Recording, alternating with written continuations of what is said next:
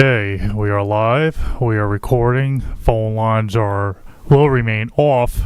Go for it.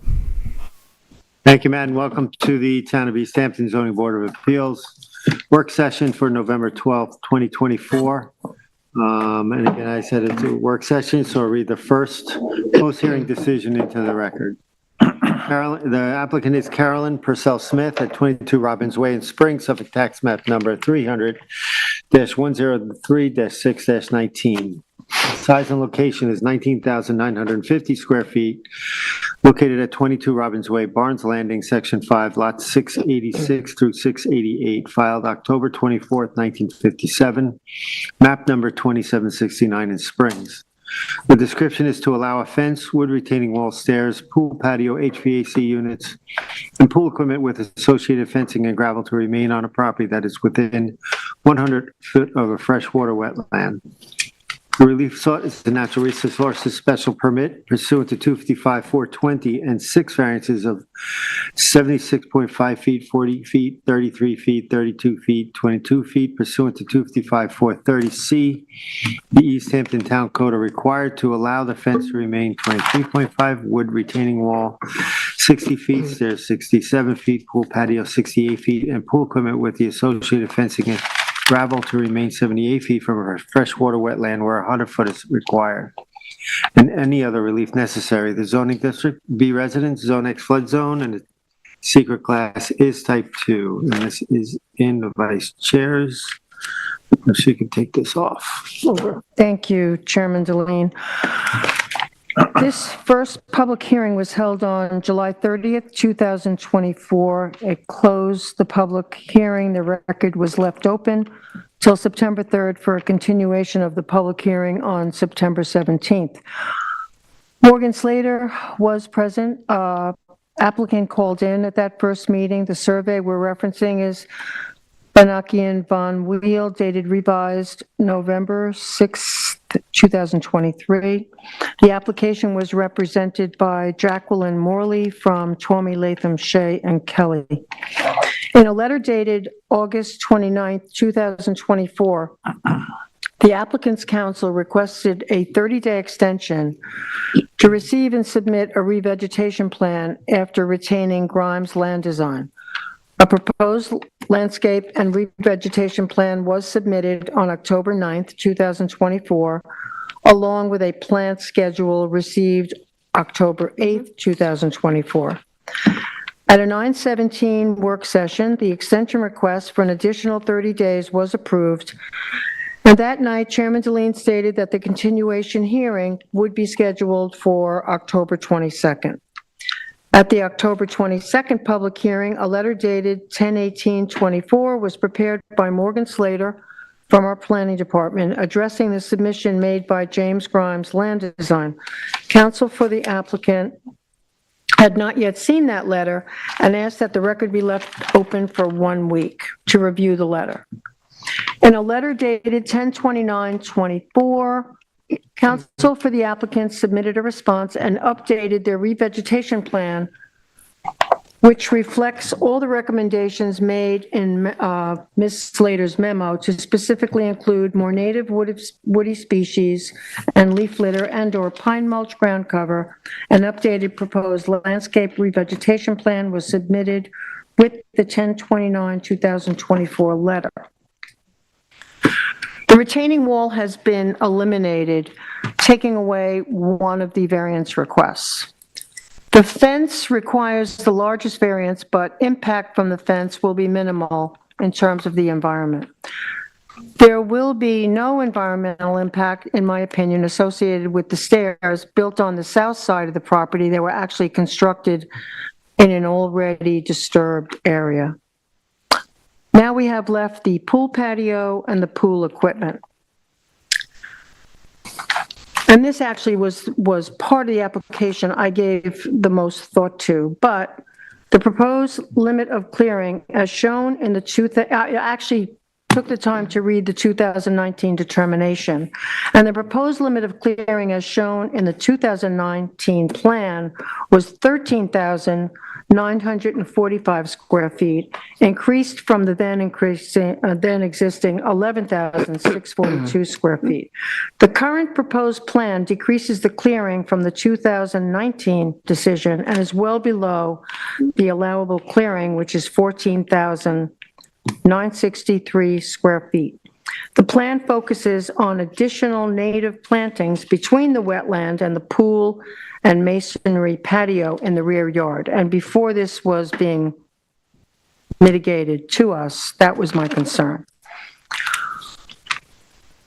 I feel that the mitigation that is being proposed is adequate in keeping with the NRSP and variance standards. I think the property will be more environmentally sound than it actually was in the 2019 determination. And for these reasons, I'm approving the application in its entirety. Thank you. Ed? Yeah, thank you, Mr. Chairman. And thank you, Vice Chair, for your analysis of this. And much of the data that you've, I won't repeat about the reduction in the cleared area, but I do think that key to making a decision here was the follow-up October 29th letter, where they did address many of the concerns that came up in the second hearing, and it also attached the planting plan we were looking for from Jim Grimes, where we saw areas that had previously been largely grassed in areas that had been done to the, I guess that's the east and the south, now had a good deal more vegetation in there, woody plants and larger stock. And that was something that had been recommended by Morgan Slater at the hearing. I think if we go down here and the wall was removed, of course, the buffers increased to the east. I think that the numbers that were entered by the vice chair are very clear. They're also clearly stated in October 29th.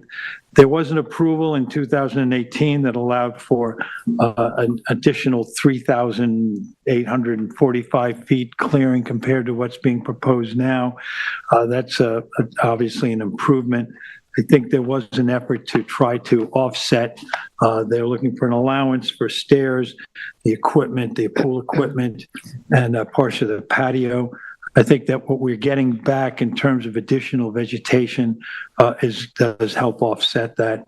I think that one of the things that came up and was discussed at the hearing was the fence and whether or not the fence should be pulled back to the approval in 2018, which showed it something like 5 to 8 feet off the property line. When it was installed, it's on the property line. And at that time, Jackie Hubbard, who represented the client, the applicant here, said that it really was a consideration over future possible access, possible title issues that would occur if a fence was put off a property line, and these things have come up. We did talk to our own counsel at that hearing about whether or not these were realistic issues. There probably are some solutions in there, but their reasoning was they wanted to do what a lot of people are allowed to do in most areas, and that is follow the property line. I do think one of the highlights here was that the chair did bring up the fact that this is an NRSP, and so that what are typical solutions are not always applicable in this way. Having seen that, and I understand that what we're talking about relative to the wetlands, I don't think in that particular location that putting it along that fence along the property line is particularly bothersome to me. I can see a lot of places where it would be, and I realize it's closer to the wetlands than it had to be. But in this particular case, they're following down through a woodland. There was a question of allowing for a wildlife corridor, but I do think there is area beyond that that's open for that potential use. I understand the complaint about it, but in balance, I think what we were getting here offered by the client, by the applicant, really offset some of that. And so along with the vice chair, I'm willing to approve this application in full. Thank you. Jean? Yes, thank you. I want to start with what was approved by the zoning board in 2018, 2019. Section F, Part 8 of the determination the board noted in 2019 that at the time the requested variances were substantial, but they approved them because they were found to be the minimum necessary. What we're looking at now in the application before us for a decision tonight are a number of variances that were already considered substantial by the board, being made materially more substantial. And so that is one of the factors I take into strong consideration when I think about the application overall and how it meets the standards for our approval. In addition, we discussed in the public hearing, and it's in the TAM, the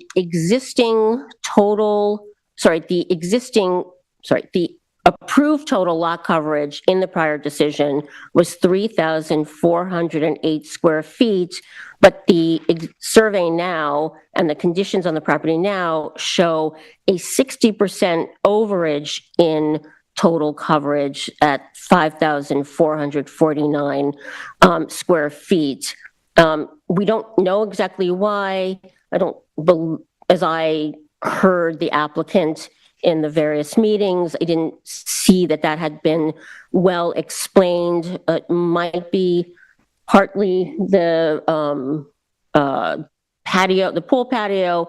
It might be driveway, but the fact is coverage is significantly over what the board approved. In addition, there was discussion about the applicant's decision to build what appeared to be impervious masonry patio around the pool compared with the prior approval for decking, I think that we believed would have been pervious or semi-pervious, and that was, although we asked for explanation, that was not well explained.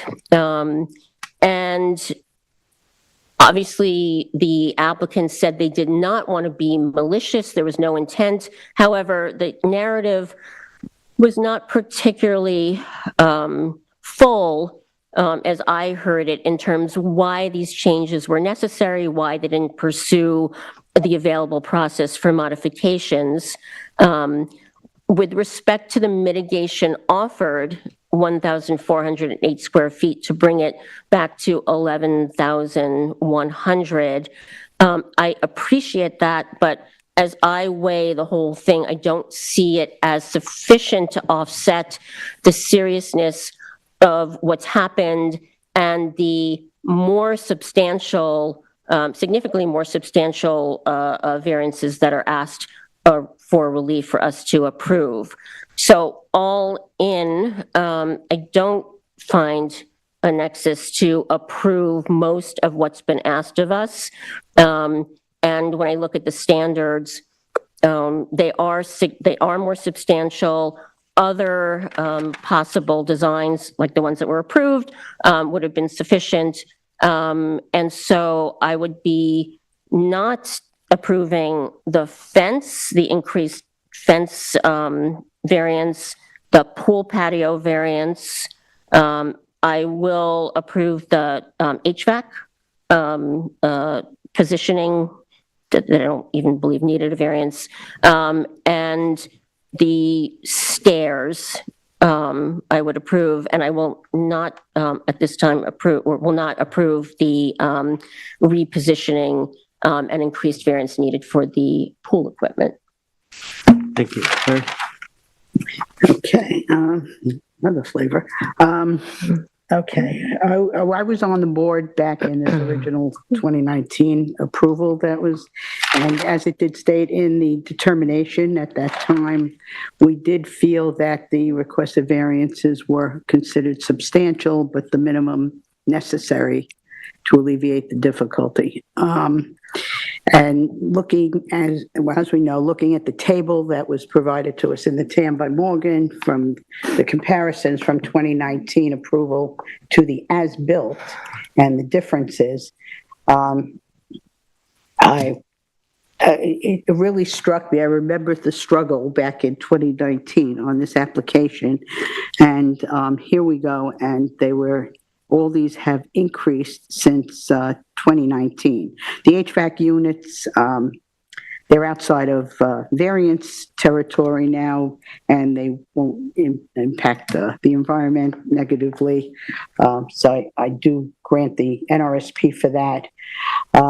The retaining wall we know is gone now, so that's irrelevant. The other portions of this really disturbed me going back to the original time, and with all the emphasis that those variances were large but the minimum necessary, and now we get another application coming in increasing these by quite a bit of difference. 12 feet on the stairs, 3 feet on the pool patio, and I'm leaning toward approving that one. The pool equipment also is, I don't think is minimum necessary. And the fence in particular, putting it on the property line, I think is really rather just much too much. Overall, I think this project, it disturbs me. But I think the variances on this, obviously, they are not the minimum variance necessary, and they are considerably large. The only variance that I will approve is the pool patio, made a difference of 3 feet. It is disturbing also there that we have an impervious surface where originally it was going to be a deck. And the pool equipment, in the hearing and in the documentation, I see no reason why that had to be moved to where it was moved to. I think they don't meet the NRSP standards. I think the mitigation is not overwhelming me to change my mind on that. I think it could have been more. And so I am approving the HVAC unit NRSP, and the pool patio variance that went to 68 feet, and I'm denying the rest of the application in its entirety. Okay, thank you. I too was there when the 2019 decision. It does too disturb me that it was deviated from. If you look at the differences, again, I think I agree with my approving the stairs in the pool patio. The question to me is, so my suggestion to this board, maybe we can think about this, is there was discussion about the fence, and I think to me the fence is probably the biggest part that I'm struggling with, and I think there are reasons the zoning board is struggling with it, not just because of the increase in the variance, but also the habitat and restriction of the habitat. And I agree with that. My recommendation would be to approve the application. I do think but condition the fence to be put back where the 2019 decision is. With that, if with that, I'm okay with the mitigation for the rest of this application. To approve it, and I don't know if you're willing to consider that possible relocation of the fence. I think that the applicant made a nice attempt to justify the fence being on the property line because of potential adverse possession or title reasons in the future, but that hasn't stopped us from the past. We've denied fences closer to the wetlands in the past, and I think that that if we stick to the 19 determination, I believe then the increases what they're asking for on the stairs and pool patio and even the pool equipment, I don't think are major impacts based on the additional buffer and vegetation that we're getting. So that would be my recommendation. I don't know if Going back to the fence, I mean, the variance is huge, more huge. It's on the property line now. And it's just, I did not find her reason. It's not even a reason. It's Correct. something that doesn't exist, and it's something that happens maybe when a property is sold, but I find that reasoning was totally invalid. It isn't a standard for variances. It isn't a standard for NRSP. And the impact on wildlife, the potential, we're talking potential, the potential impact on the wildlife movement and feeding is very, very strong for me I would definitely, I don't know about, wouldn't you say, the stairs? The other thing that bothered me, I guess, second most, was actually the pool equipment, because there didn't seem to be any good rationale or reason for it ending up where it ended up, when it could have easily been where it was originally proposed in 2019. It just becomes a hardship to move all that equipment now, unfortunately, So but, much. The suggestion you're making, Mr. Chair, is to bring it back to the 219. that's correct, the fence. Yeah, so we're not talking about a certain number from the wetlands. We're talking about just the approval of 19. It was approved, yeah. I know. It was which approved with a variance, Looks like yeah. it looks like it's something like 7 or 8 feet back from the property line. The difference on it is 25.5 feet. Right. Where it's built now versus what was approved, yeah. What's your feeling? I'm willing to make that. I think Yeah. on the fence only, Right. I would be willing to make that concession. I agree with the But Vice everything Chair. else, I think, is, That's the compromise go. that helps us move forward. Sure. I'm willing to do it. I'm willing to do that. All right, do we need to retally the vote? What's your thoughts? You're denying, you're accepting the pool patio? Or are you accepting the fence? No, I'm skeptical of the fence. I'm insisting on the fence. Let me think. Give me a moment. Okay. You want me to try? You're denying the. So, yeah, Pool and equipment, just let that's me next bothers add me. on, so the patio, I understand that, I think as other members said, the increase in, or the reduction in the wetland setback is 3 feet. However, I'm still concerned, maybe if it were just built as was approved as decking, as opposed to masonry patio, perhaps that would have been viable for approval. But when I wrap it into also needing an NRSP, and 60% of this property is within jurisdiction of wetland, I'm going to stay pat on my denial on that. Yeah, so I'm going to stay with what I said.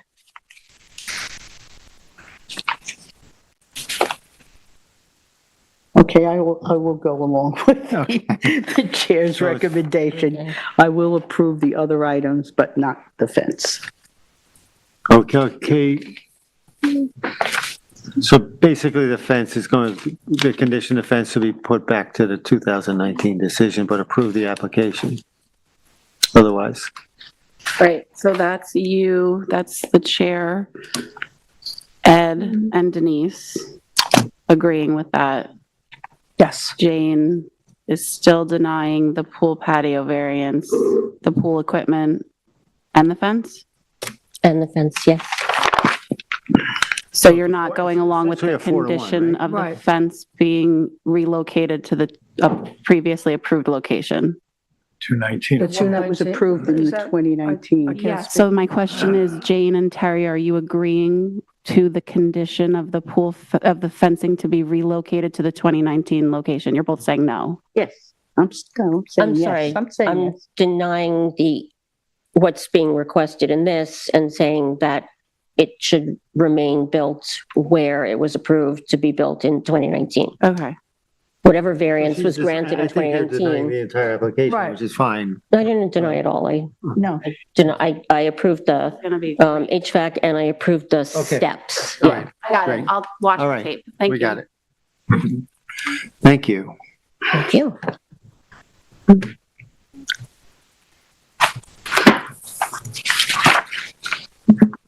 So next we have Michael Ms. Give it a shot. Zineski, Some good names 29 tonight. Whalers Lane in Amagansett, Suffolk, tax map number 300-152-2-11.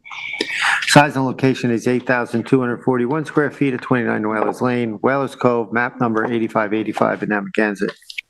The description is to allow an existing screen porch and roof deck to remain within front yard lot line setbacks and outside of the pyramid regulations. Remove a portion of existing decking, replace an existing swimming pool and patio, install paved walkways, and clear vegetation on a parcel of land containing dune land habitat and beach vegetation.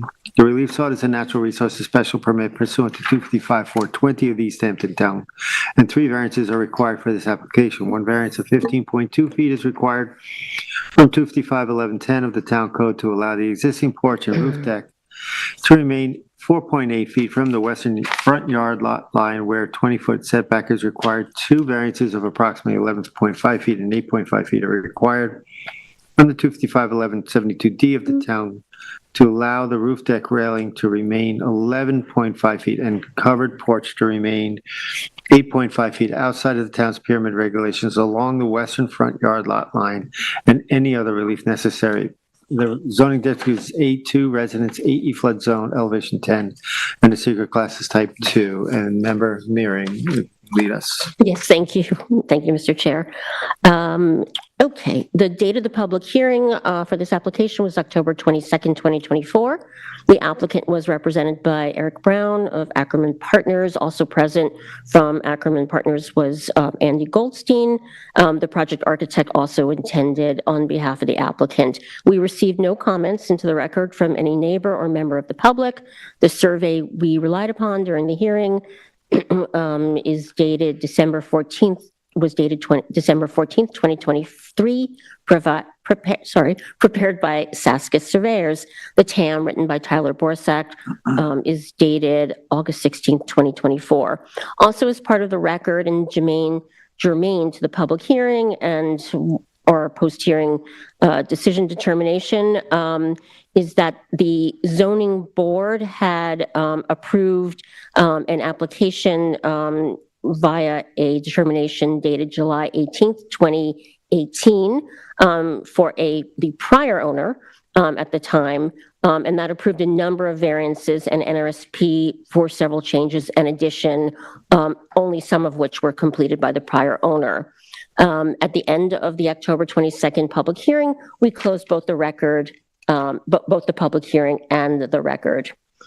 Reviewing briefly the lot area, the lot area is 8,241 square feet, which is long pre-existing non-conforming to the A2 residence zone, which I think has a 84,000 square foot minimum.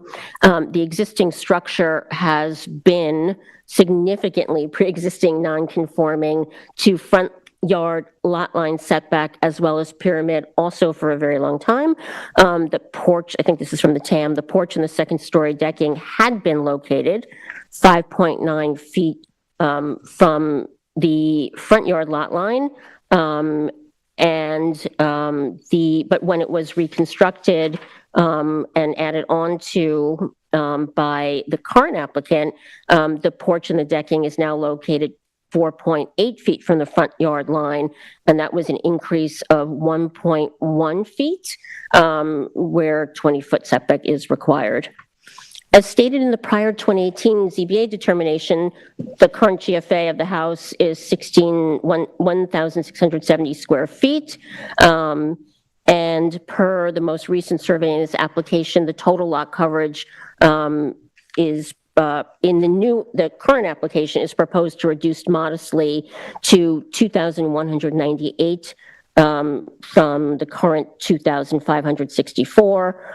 So that will be a total coverage of 26.6% compared to the 50% that's allowable. As we said, the property has appeared before the zoning board twice before, in 1999 and then in 2018, where a slate pool patio that was built by the prior owner, a closing into the portion of the first floor deck to screen porch, the installation of an IA septic system, which had been installed, and that same application also allowed or permitted a 374 square foot GFA second store addition that required a very substantial pyramid variance. And while that was approved, it was never built by the prior owner at the time. Okay, let's turn now to the relief requested. The applicant, since taking possession of the parcel, proceeded to increase the size of the screen porch and the related upper roof deck without the benefit of a valid building permit specifically for that work. It was explained in a narrative submitted to the record and again at the hearing that it seemed to be, I don't want to characterize it as any particular type of error, but it seemed to be not something they recognized at the time that they were doing it, that was going to be a change. However, that change is legalizing that change, which adds another 64 cubic feet of pyramid violation is what's before us to approve. In the discussion, the applicant, oh, by the way, let me say that there also were asked to approve the removal of the existing pool and to replace it with a smaller, more compact pool, which I do believe improves the environmental conditions on the property. I talked about the reduction in coverage, which I think increases the or enhances the environmental conditions on the property. They're asking for our approval to remove pool patio, although that work has already appeared to have been done. At the hearing and in a letter also submitted to the record, the applicant offered mitigation, which they described as giving up their right to expand the second story by 900 square feet of living area. It was a little confusing. I think what they were saying is they believed that they would give up the right to the prior approved variance for 900 cubic feet of pyramid violation. There was a little back and forth of how it was described. And in principle, given what I already talked about is some environmental improvement related to the pool and the pool patio, and this mitigation relative to what's being asked for, I would want to believe that this application could be approved. However, I do want to note, it appears that the 2018 ZBA approval was never extended by seeking extensions of time. So technically, I'm unclear that the offer to forego the development of the second story addition may not actually appropriately be considered mitigation if the approval for that work has since expired. So I just wanted to raise that to the board, if that's clear. So the goal is. That information came from where? Sorry, so the information, I'm trying to Oh, relate, from- I'm I'm sorry, trying to see everything how in it the- relates to the record. sorry, in the record, I looked at everything in the record, the property card, the building permits that were issued, closed out. I'm just saying that there's nothing in the record that showed that there had been requests for or approvals by this board of extensions of time. So I'm not asserting necessarily that I know for a fact, but everything I'm saying here is based clearly on my review of what is seen in the record. Does that make sense, Mr. Chair? Okay. Okay, Terry? So where are you? Where I am, if that mitigation, I heard you're willing to approve it based on the overall with a potential caveat of the extension of time extension. if that mitigation itself is there, otherwise perhaps the mitigation needs to be reshaped in a way, but in principle, if it's.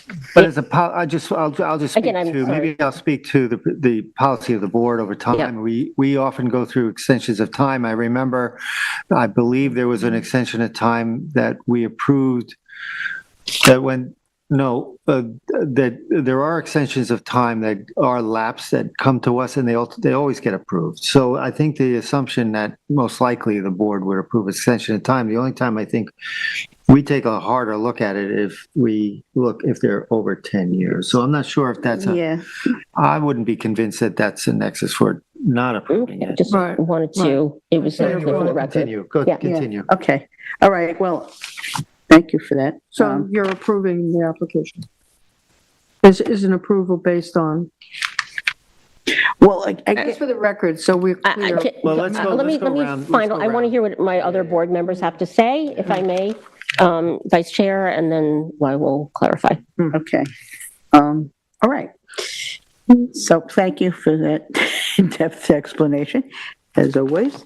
And, okay, I was thrown by I think the application itself with the differences that were made in the rationale for the request and the additional approval of the pyramid, just in and of itself, I might have been more concerned about it, but I think that my decision does come down to the mitigation that was offered, also.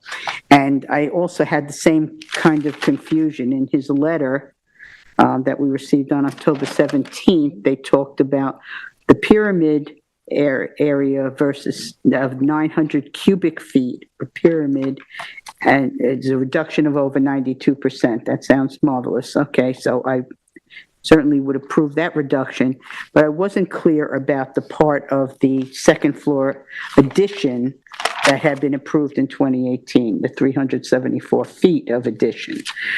So I just want to be clear that I would approve this application, assuming both of those are true.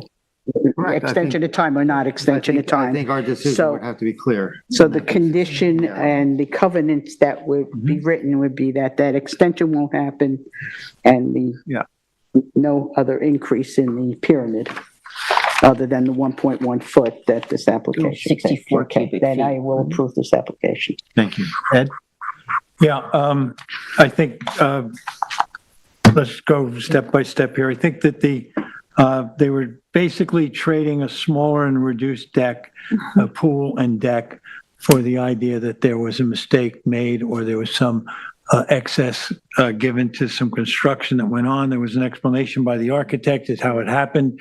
Didn't matter that it was a mistake, it still happened and it's still out there. I think when we talked about what was the total mass of the new violation, the pyramid violation, although they were looking for, it was listed as an 8.5 feet and 11.1. It was really brought up by the planner that it was actually 1.1 feet that we were talking about.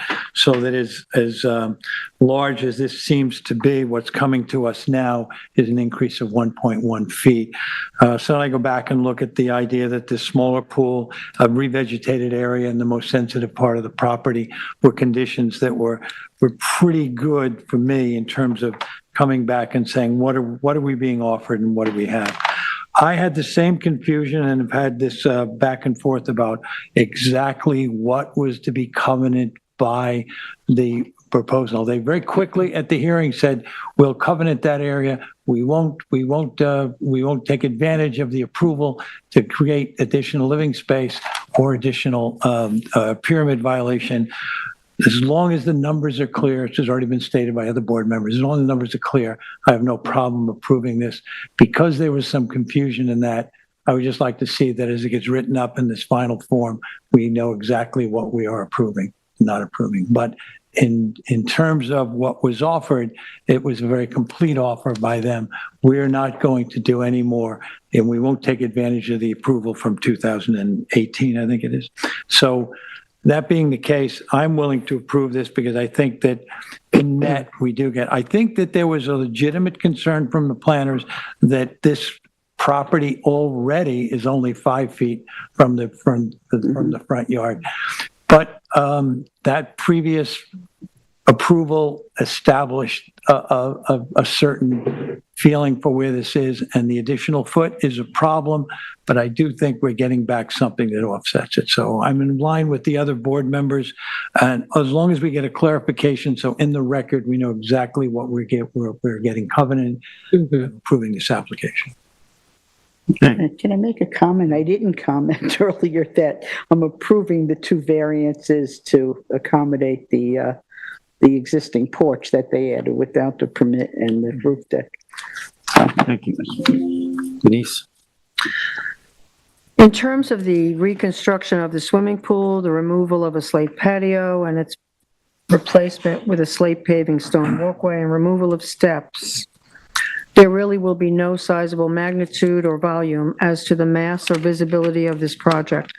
As a matter of fact, it will be reducing the coverage of structures within an NRSP jurisdiction. These improvements will not adversely affect the maritime dune or beach vegetation. The project is conforming as to clearing. Septic system or runoff will not be affected by these enhancements. The lessening and reduction of the patio and pool affords the chance to revegetate additional areas with beach vegetation and help restore these areas. The porch, as it presently exists, is 13 inches closer to the front yard line. This is not a substantial variance. It equates to 5.42%. I don't think this will have an adverse impact on the maritime or beach vegetation, since the porch has really been there for quite a long time without any impacts. This house will not loom over Weller's Lane. As a matter of fact, the neighborhood is made up of larger properties with residents much further from the road. So I don't think this will change the character of the neighborhood or have an adverse impact on the neighborhood. I do feel, though, if any additional work or any upgrading comes before us again on this property, FEMA compliance may be required, as well as an upgrade to the septic system.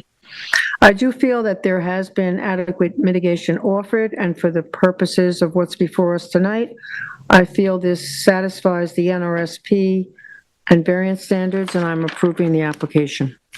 Thank you. I too agree with my fellow board members. I think for me, the reduction of that second story also satisfies the concern in the TAM for the looming nature of this house that exists on this street. And I think that offset is balanced definitely with the small increase that they're asking for the pyramid, although that variance seems substantial. The increase, as was stated earlier, is little. So I too am willing to approve this application. Okay. Well, we're getting a CNR on this portion of the 900 cubic feet, right? Yeah.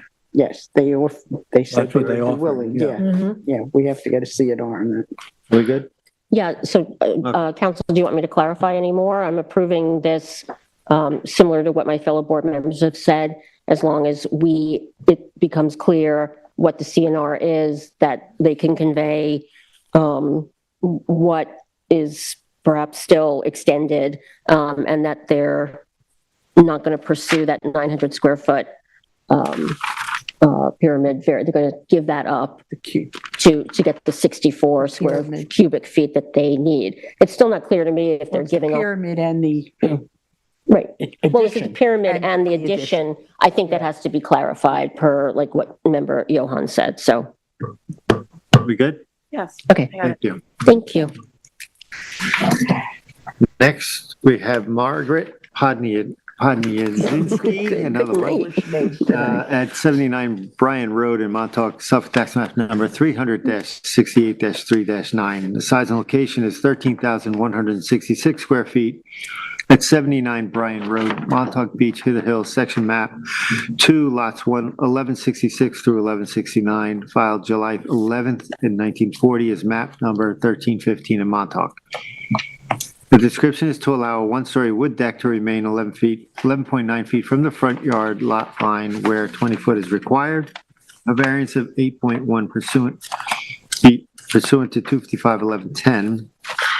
of the East Hampton Town Code to allow a one-story wood deck to remain 11.9 feet from the front yard lot line where 20 feet is required. Zoning district is B residence, zoning flood zone, and the secret class is type 2. And I think this was yours, This is right? mine. Yeah.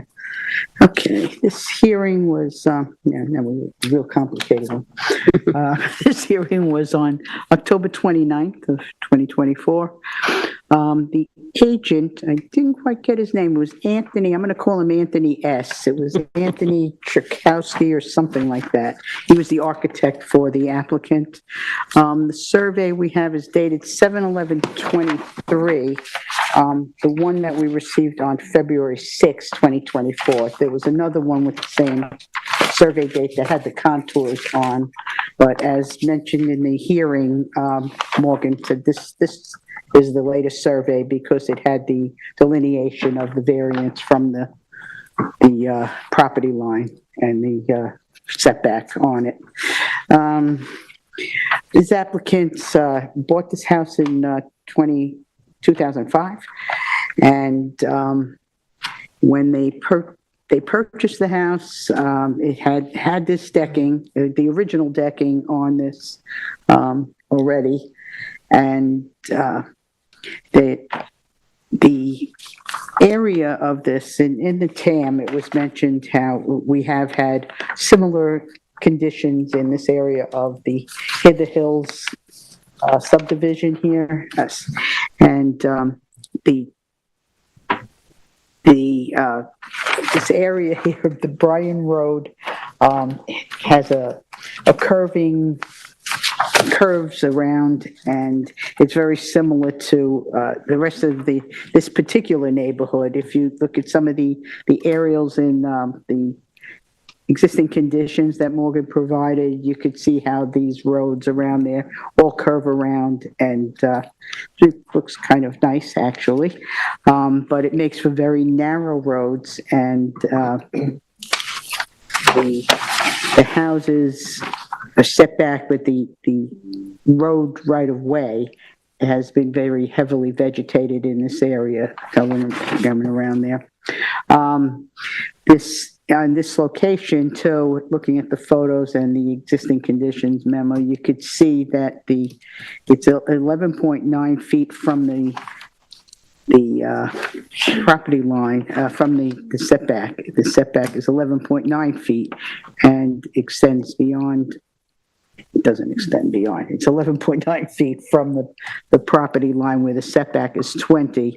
However, between that property line and the road itself, the road pavement, there is a lot of vegetation and natural vegetation in this area. There are trees, there is shrubbery.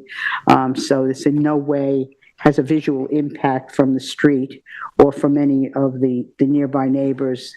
In the photos at the night of the hearing, there you could see the photo from the neighbor that would be to the southwest is up the hill. They're very heavily contoured neighborhood also. They're up the hill. This additional portion of the decking in no way impacts that neighbor or any other neighbor on this. The only question that came up was that in a letter submitted by the applicant, they said that the deck was there in 2005. During the hearing, it was clarified that the decking, most of the decking, this particular deck, was there in 2005.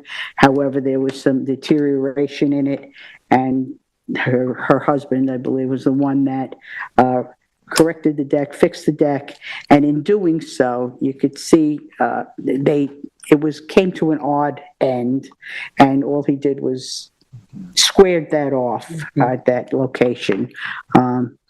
And you could also pick that up in the aerials that Morgan had in the files, so that it clearly happened somewhere around between 2015 and 2016.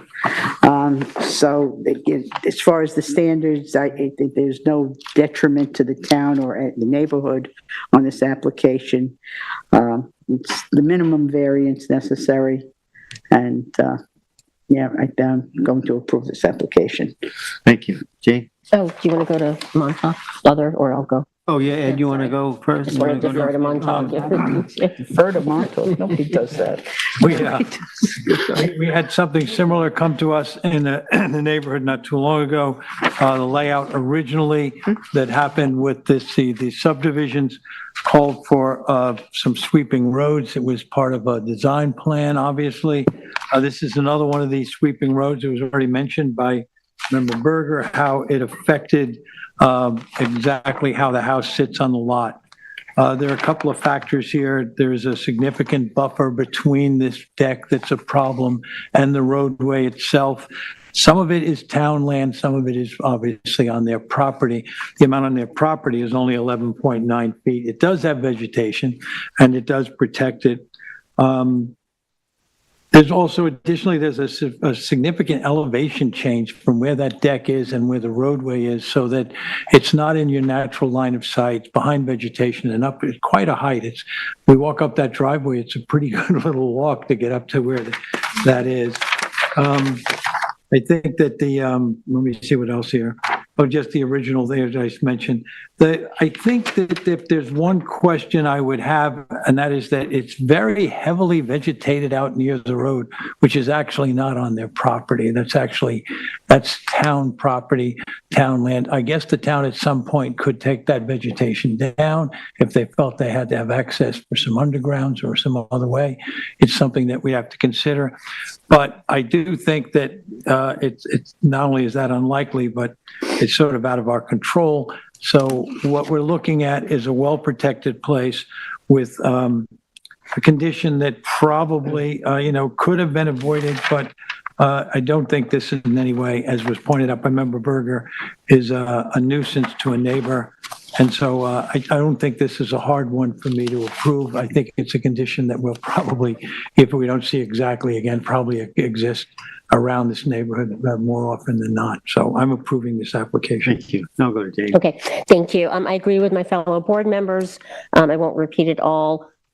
This is a squaring off of right a corner of a deck. I don't believe that the additional deck was really material in size in terms of what was added. And so I don't see the request for this variance violating or not being compatible with the standards themselves. I don't think it will have a change of character in the neighborhood. I don't think it will be a detriment to anyone uses of the property. It's been said it's heavily screened from the road, and I believe this is consistent with other similar type situations and variances this board has granted, when the squaring off thing happens, perhaps somewhat unintentionally. So I am looking to approve this variance in this application. If I just may, it's a 75-foot square area that was squared off. So Yeah. the rest of the deck, it covers over 400 Right. square feet. So That's what I was trying to say. Thank you. Vice Chair. Okay. you did say. What makes this property unique is it is underzoned for a B residence zoning, and it is on a bend. It seems the deck was squared off on the southeast corner between 2015 and 16. As the TAM states, there is an additional 20 feet from the property line to the edge of pavement. That is not included in the lot area. There is existing mature vegetation that screens the deck. There is no environmental impact from the deck, and it is not within jurisdiction of natural resources. I do feel this application satisfies the conditions for a variance outlined in 255-850 and is eligible for the grant of a variance. Thank you. I agree with my fellow board members. I have nothing else to add. Council, we good? Yeah.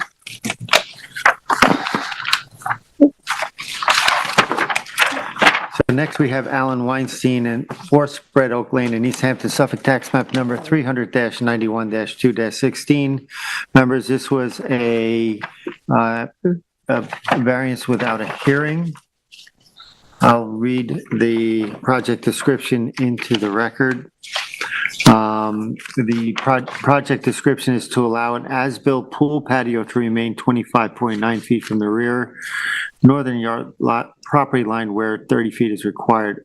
Relief requested is a variance of 4.1 feet pursuant to 255-1110 of the East Hampton Town Code to allow a pool patio to remain 25.9 feet from the rear yard lot line where 30 feet is required. The planning department analysis on this was, and I'll read parts of this. So it says, when referencing areas, a patio appears to have been constructed without a benefit of a building permit sometime prior to 2001, so it's existed since then.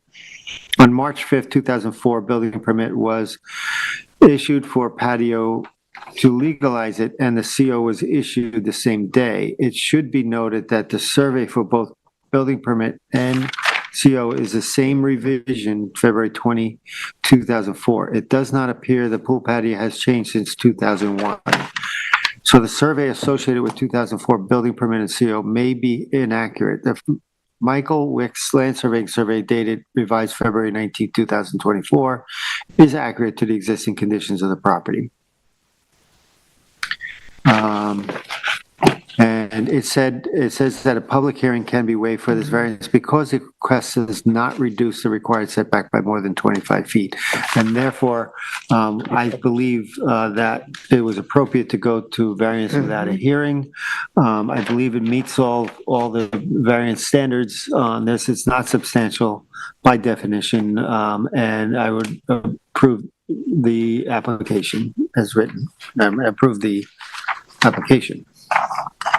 Variance. Anybody else? I agree. I mean, there was no neighborhood opposition or comments within the 10-day public notice period.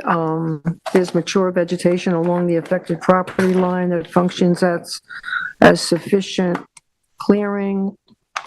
They're way down with total lot coverage. Existing clearing is within the clearing for HPOD. So I'm willing to approve this application as well. Ed?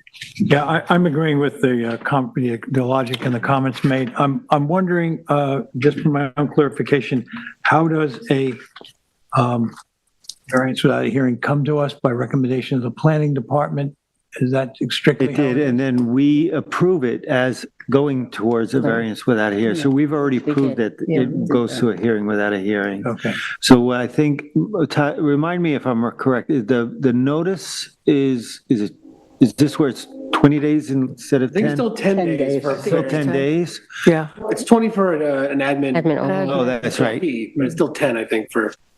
Yeah, it is. And there were no comments received for that, so. And there is a current survey now, it says, right? There is a current accurate Yeah, survey. there is an as-built. Right, yeah, okay. Yeah.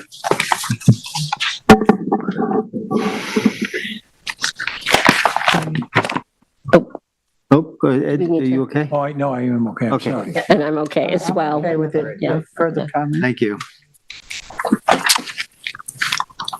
All right, we have a couple of modifications this evening. One is Pilsner at 53 3 Mile Harbor Drive, East Hampton, Suffolk Tax Map number 356-5-6, and the modification of a 2019 determination. Tyler, you want to take us through it? Oh, I can almost see that screen.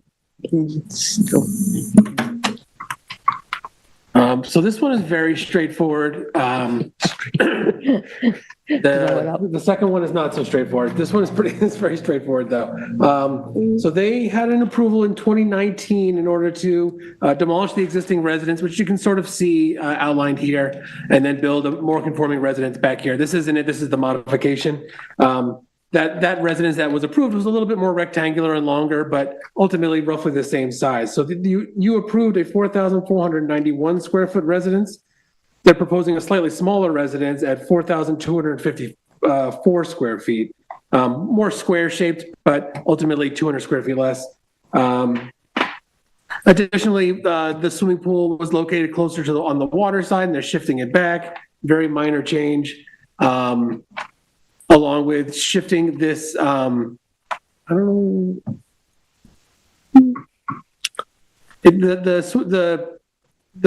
this structure got shifted back slightly. We might just not have had the digital version of the because they just resubmitted. The DEC asked them to move it back. Ultimately, this is out of jurisdiction, so it doesn't really matter, but it's been shifted slightly further away as well. But everything else remains the same. Everything within jurisdiction hasn't changed. The setback remains the same. They're right at 100 feet. There was a variance granted for the fence here. The fence hasn't moved. So it's just a slight change in the design of the house, a reduction in the size, shift in the pool. That's really the big changes on this one. So basically it's the thing is shifting away from the shoreline too, so right? Yeah. So I mean, ultimately, it's roughly, structures are in roughly the same location as they were, no closer, certainly. And about half of the house is within NRSP jurisdiction. So a lot of this is out. So the recommendation board would be to approve this as a modification, being that there are no increase in variances, and actually the conditions are being approved. So there's a recommendation to approve this as a modification. Does anybody have a issue With the with that? swimming pool shifting back, would it mean more revegetation or anything? It shouldn't impact. Impact anything? Okay. It's really just shifting it closer to where the driveway is. The DEC wanted them to do that. It didn't matter to us because they were out of jurisdiction anyways. Okay. And that resulted in this reduction of a couple hundred feet? Or It's just from the minor changes across the whole thing. They reduced a little bit of decking here and there. They reduced the size of the house slightly. Yeah, it's a better Very minor application. changes that sort of reduced things down a little bit. Okay. Not requiring any. It's actually, no, it's actually a better application. Do you want to make a motion? You want me to? Sure. In the matter of Pilzer, 56 3 Mile Harbor Drive in East Hampton, Suffolk County Tax Map Number 300-56-5-6, I make a motion that we approve the modification request. I'll second it. I concur. I concur. Thank you. Okay. We have Donnelly and Sahay at 45 Mako Lane in Amagansett, Suffolk Tax Map Number 300-175-6-22, and that's a modification of a 2019 determination. Okay. Okay, this one is not as straightforward. When it originally came in, is when the memo was written. They've come in with some additional information since I wrote the memo.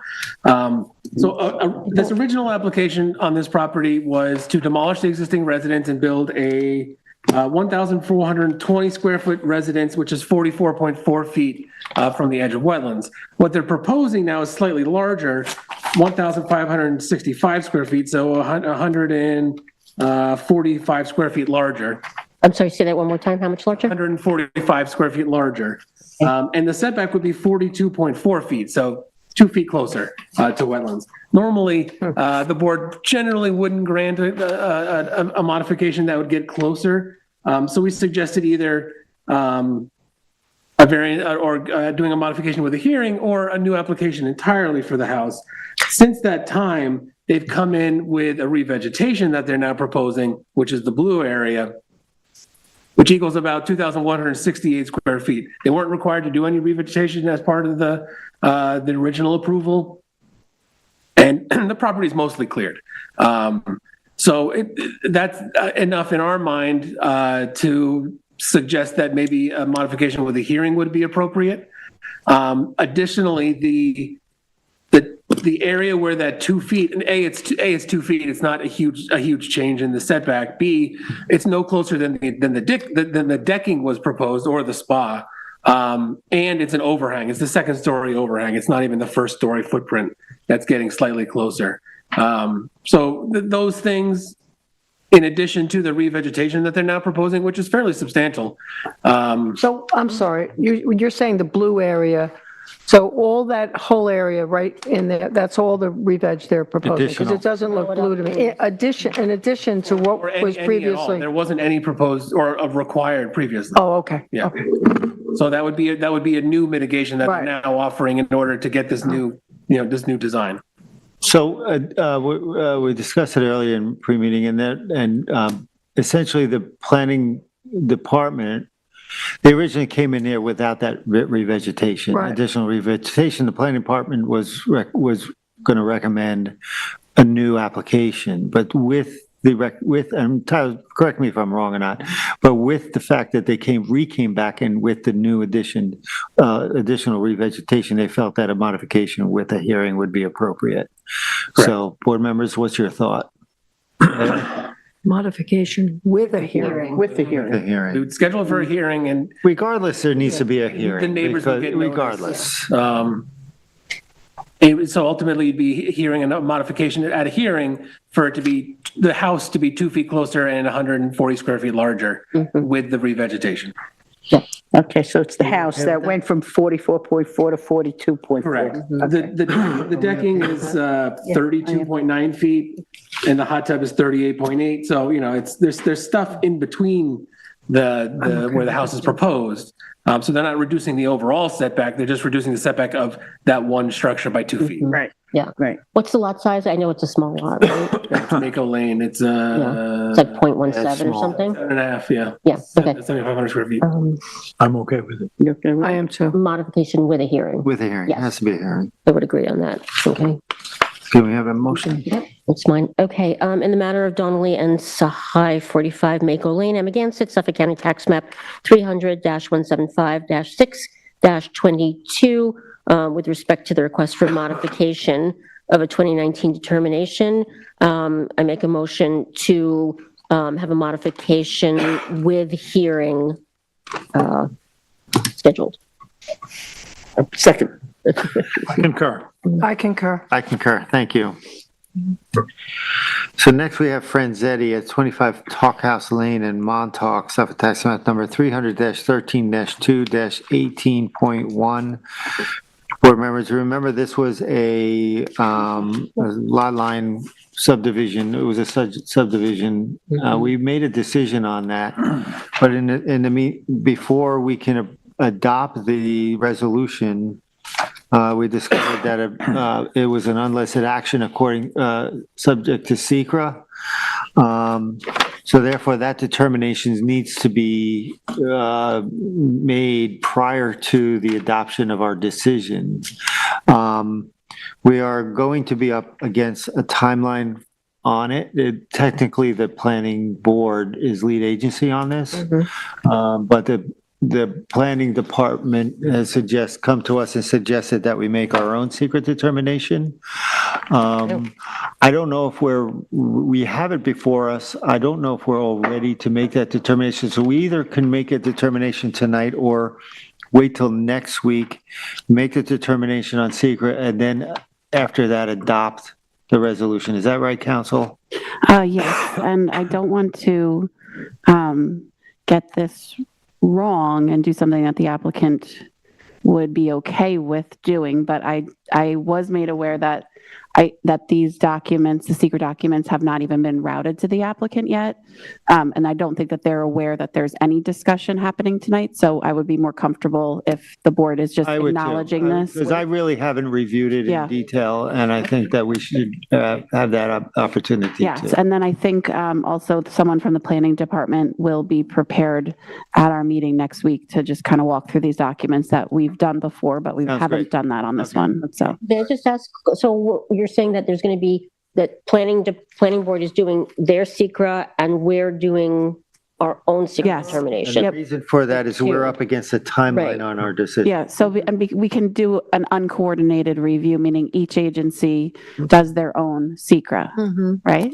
Uncoordinated, and because it's unlisted. And in the interest of time, not only because we're running up against the 62 days of our hearing, if the planning board, they already declared themselves lead agency without coordinating. We're going to let them and their council figure that out. Okay. But they should have coordinated with us, or they still can, but we have to wait then 30 days.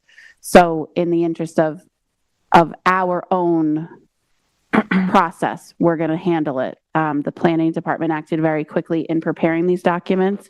I can let them speak to it, but because this was a very easy one in terms of secra in their opinion. So that's why they turned this out very quickly, but in missing the step of getting the applicant to get eyes on this also, we're going to do it next week. So would we still be an interested party in their uncoordinated secret? I think our decision is done once we adopt it, so, and being that we just all went through secret training, we should have this fresh on our mind. That's right. Look at us go. That's why I asked, I figured Jameson would know now. I do now know it. And I will say, we thought we were doing this correct because I asked this question on behalf of the zoning board to the planning department, and Roy did state in our post-hearing a date that I was given as their secret determination. It has happened so long ago. It's from May 2022. So Dan, who picked this up as an application from the prior planner, Will, he gave us the date where they declared themselves lead agency. It was a minor mistake at the time, so we didn't make any mistakes yet, the board. I want you guys all to know that. You're doing the right protocol. The right thing. Doing it. Yeah, okay. So next week, this is on Next for us. week, this will be on. Does this require any kind of additional action, a motion here, or we No. just? Not tonight, no, not next tabling week, it, right? next week. Next, we have two applications that are similar by the same name. That's Eichner, infamously known as the Bikini Wetlands, by Andy Hammer. It is Eichner at 49 and 55 Fairview Avenue at Montauk, Suffolk Tax Map number 300-19-8-15 and 16. And then we have Eichner at 39 Fairview Avenue, Montauk, Suffolk Tax Map number 300-19-8-14.1. Tyler, I'm going to ask you just to run through these quickly. Sure. So they're both in for a CO, but given the history on them, Morgan wasn't entirely comfortable signing off on a CO as is because the numbers came back slightly different than what were approved. And those numbers were the building coverage, the total lot coverage, and clearing. Both are very close, but they're slightly different. So for the northern lot, which is 49 and 55, the total lot coverage was 22 square feet larger, or the lot coverage, sorry, was 22 square feet larger. And for the southern lot, it was 21 square feet larger. Total lot coverage were both about 70 square feet larger. And clearing on the northern lot was 126 square feet larger, and clearing on the southern lot was 18 square feet less. So because the numbers were different, Morgan wasn't totally comfortable just being like, yeah, okay, they're not always perfect, given the history on the parcels. So she wanted to send it to the board to have you guys look at it and make sure that you're okay with it being signed off on for a CO. All the structures are in the same place. They're what they said they were going to build. The numbers are just very slightly off. And in terms of during construction, in terms of process, my favorite word, were modifications granted for There was a changes along the We way? had some We did modifications some. on this. Did we see them that way? Or I'm sorry? there was a modification for something. It might have been like the AC. It was a driveway. There was well, there were a couple of modifications. Yeah. We All approved right, a so they did follow modification the for some process. windows being different. But Then the there was window a wells. second modification for driveways. We approved one, but And we asked did them to not restrict approve the the other other house. Remember Yeah, that. they Yeah. came back and It was for like a much larger driveway. Yeah. Yeah, was not so appropriate. none of this is, And none of that impacts what this ended up being? so, What they built matches the most recent modification survey, essentially. It does. Other than the numbers being slightly different. There was reasoning put in. I don't know the reasoning. I didn't read through it too in depth. It seemed like it might have something to do with the thickness of the siding or something like that. Being obviously around the whole Thickness of the house would siding? add, a few inches here and there adds up to a few feet over the whole size of the house. and obviously the main issue is that all of the issues don't create further detriment to the wetland. Right. And it's such a minor Right, change. It's such a exactly. minor difference that it doesn't seem to be inappropriate to sign off on a CO, but we wanted to bring it to the board. I'm fine And the with this. surveys I'm fine you're with that. showing us reflect the This is the correct as-built survey. as-built. I'm actually As fine well. with it too.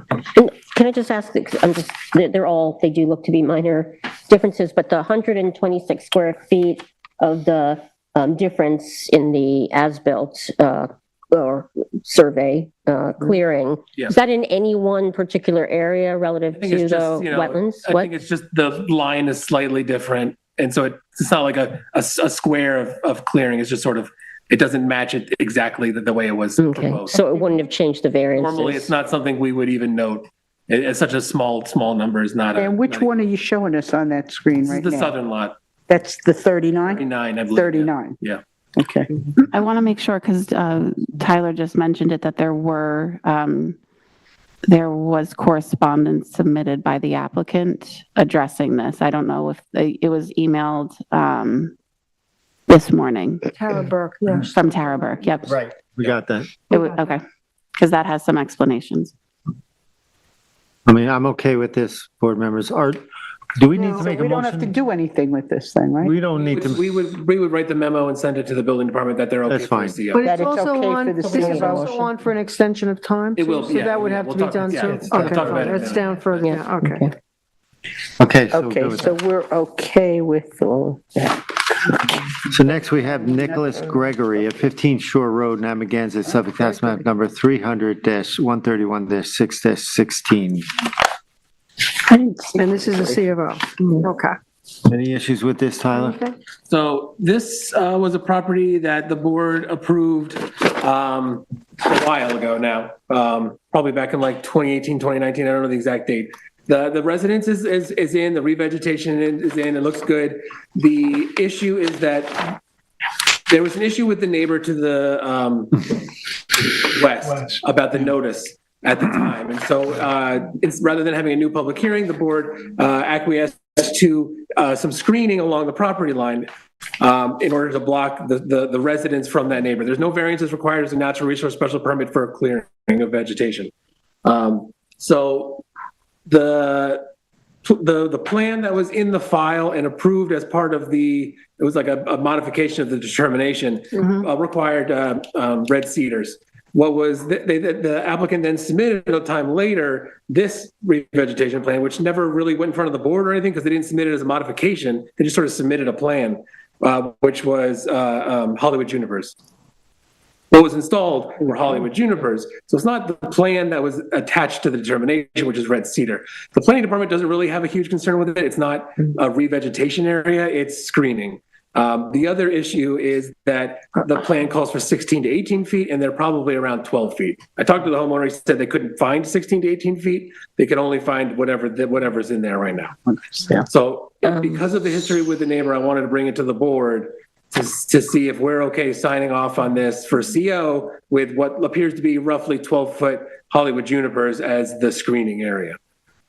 I'm I okay guess with the it. only, Question. I'm sorry. Those are native to us. I was just about right? to ask, They're right? not. They weren't They- required to They be. get used in screening often and they're not invasive. You see them all the time. I guess my concern is always following process, and since it didn't go through as a modification, in the letter, can we address, so that for the future, our decision and this plan are not going to be the same? Right. So when I we mean, say yes, This plan is in the file. right, but when we say yes to the C of O in the letter, Right. can we give a little bit of history as to how this is acceptable to the board for that decision? Because the certainly put that in decision there. won't reflect I this can certainly plan. add the caveat of what is discussed tonight. Okay, that would be, that would be the only thing I'd I'd caution us to do. I think that it was a suggestion to come, we would have accepted a We suggestion, would. or this suggestion, it would have Absolutely. accepted because the screening was screening. Yeah. So I'm We fine with wouldn't have it. said no to it, but the record should reflect, I think, what happened. Sure. Okay. The only question I would have is just not over the species, but over the height. So if you feel comfortable that the 12-foot is, he says as best he could get, that may be not true, but. They don't grow that fast, I junipers. know, but That's the question for the board, I does anyone suppose. challenge our decision based on the fact we previously approved 16 feet? To that wind, the wind. They Well, will I also, don't have a problem with approving this. I'm just saying it's yeah, something. they will also grow. Yeah, Uh, I understand that. I think this was more like 20. I was part of this. Yeah. Mhm. We okay? Yeah. I'm a little mixed on it, but to me, it should have been like a I mean, I don't think we modification could and, ask for more. So do we have to? but I get it. This one, no. No. This is for C of O also. The CO. Okay, C of O. Right. All right. Now we have extensions of time. We have Springmark LLC at 100 Runnymede Drive in Spring, Suffolk Tax Map number 300-23-4-9 is a 2018 determination. So most of these are pretty recent. This is a 2018 determination. We didn't have any concerns with it. Construction activities have not been initiated yet. No building permit has been issued. And the conditions on the property appear to remain the same. Oh, it remains the same. Okay. Okay, we're okay? Yep. Okay. In the matter of the application of Spring Mark LLC, 100 Runnymede Drive, Springs, Suffolk County Tax Map Number 300-23-4-9, I'd like to make a motion to approve the extension of time. Second it. I concur. Concur. I concur. Next, we have Trippy at 7 Brisbane Road in Montauk, Suffolk Tax Map Number 300-30-3-3. It's an extension of a 2008 determination. And as you know, board members, we typically take a look at extension of time greater than 10 years, primarily to see if there are any environmental changes or further impacts. And so, Tyler, you want to let us in on that? Yeah, so this one's getting old. It's 2008. The property looks the same as it did essentially back when it was first approved. There's some minor clearing from adjacent properties that remains. It's nothing significant. So we didn't have any concerns with it. I don't think they've applied for a building permit yet. No work has been initiated.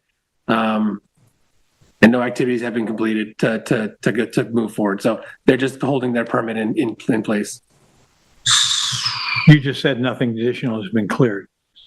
There's Nothing no additional since clearing. the original approval. Yeah. Yeah, they haven't done, there's been no encroachment from neighbors or work. Well, from you that. said there is some encroachment. There's a little bit, but that was existing back in 08. Mm-hmm. So is this like, just can go on forever? I mean, Yeah, at what sounds point like would it, you doesn't say? it? That's a question for the Yeah, that board. is the question. Oh, And is there some sort of justification that they give? is there a good point, like a Yeah. follow-up or why or? If they said anything of note on the form, I would have included in the memo, and Right. it's pretty bare bones. I So just want I to keep, can't imagine that there was much waiting. in there. I'll try and find it if you need me to. Yeah. And from a process standpoint, Well, if there aren't any environmental. You have to realize that changes- determination runs with the land, so it's like really, yeah, but Um, wasn't there like a 3-year, when we approve these things? yeah, there are, but that's why they're extension of times. Yeah, that can go Remember, we had forever. that one, it went 30 years, they Yeah, extended remember? it every Yeah, year. I know, I know, I but- don't like it. I guess in terms of this Mr., one though, what's his since there name? are no environmental changes, Yeah. you wouldn't really That's the way I question look it. at it. To me, that's the most significant Yeah. question to ask. Is, Right, exactly. 16 years later, Right. a lot of things could have changed around it, but if you're And then, comfortable it yeah. hasn't, There's What no kind of- reason not to grant. what kind of variances were granted at the time? Were they area variances or like natural resources related variances? NRSP variances They would have been. for 1,300 square foot, 2-story residence, patio decking, sanitary system, and clearing on a parcel that contained wetlands.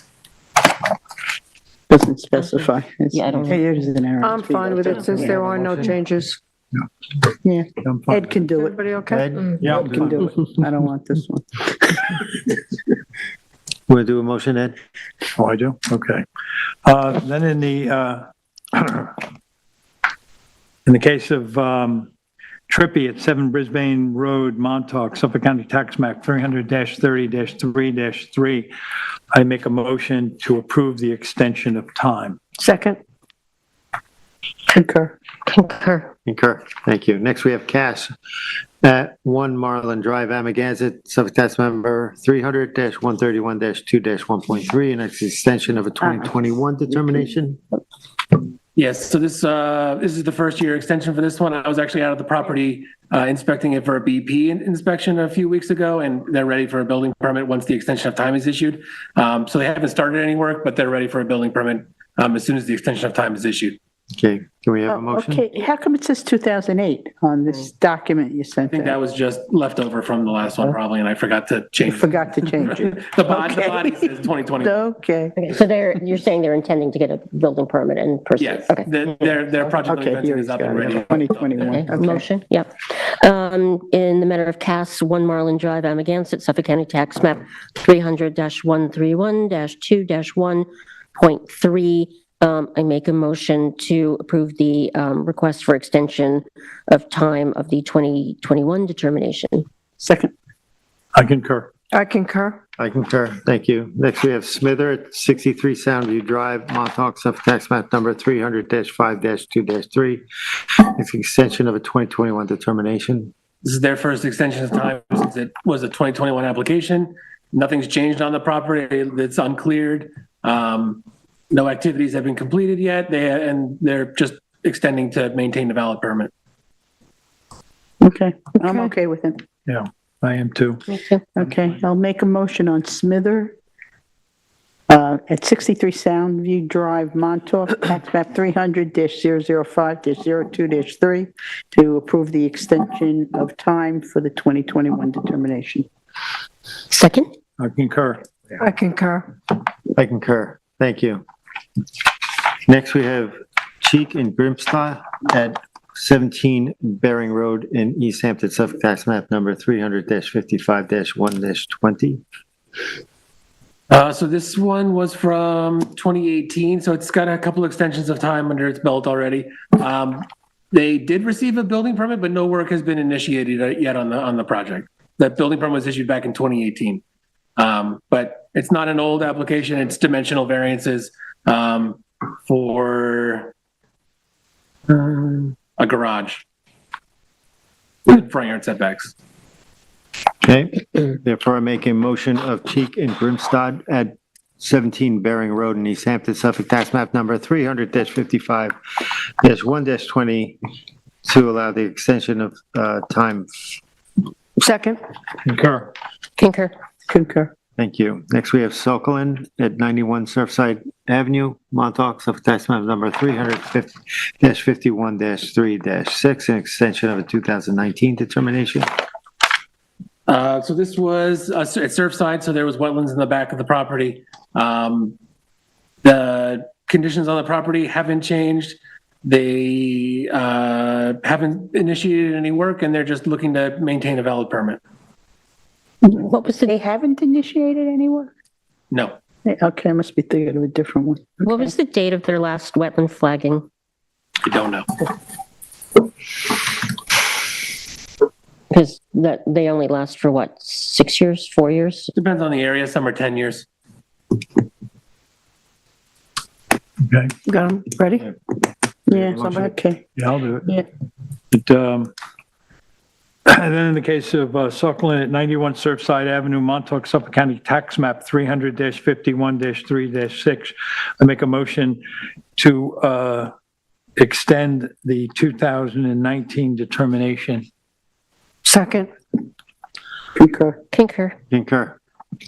Okay, next we have Eichner, which we talked about earlier at 49 and 55 Fairview Avenue, Montauk, Suffolk Tax Map Number 300-19-8-15 and 16. All right, what, do we have to talk about this one? Yeah, We they're just did, obviously in so for I'm their okay CO. with the extending it so they can get their C of O. Okay. Okay, so make a motion on Eichner, 49 and 55 Fairview Avenue, Montauk, tax map 300-19-8-15 and 16, to approve the extension of time for the 2019 determination, And And- 39 Fairview Avenue. and make a motion for Eichner at 39 Fairview Avenue, Montauk, tax map 300-19-8-14.1, I'll second it. the extension of time. Concur. I concur. I concur. Okay. Thank you. And I make a motion to approve the draft minutes for Tuesday, October 22nd, 2024, for the East Hampton Town Zoning Board of Appeals. Motion to approve. Say approve. Do we have a second? I'll second it. Okay. I concur. I concur. Concur. Okay, and I make a motion to approve the draft minutes for Tuesday, October 29th, for the East Hampton Town Zoning Board of Appeals. Second. Concur. Concur. Thank you. Council, are we going into executive? We are. Yes. Okay. We are? Oh, okay. Okay, Did you get that, Matt? I was wrong. We are going into executive session. That's okay. Are you coming back or are you going to close down the meeting right now? We're going to close out the meeting. So Perfect. then we're going to go into executive session to discuss legal matter. And Vice Chair, can you make a Yes, double I motion can. on that? I make a motion to adjourn the zoning board of appeals at 7:58 on November 12th, 2024.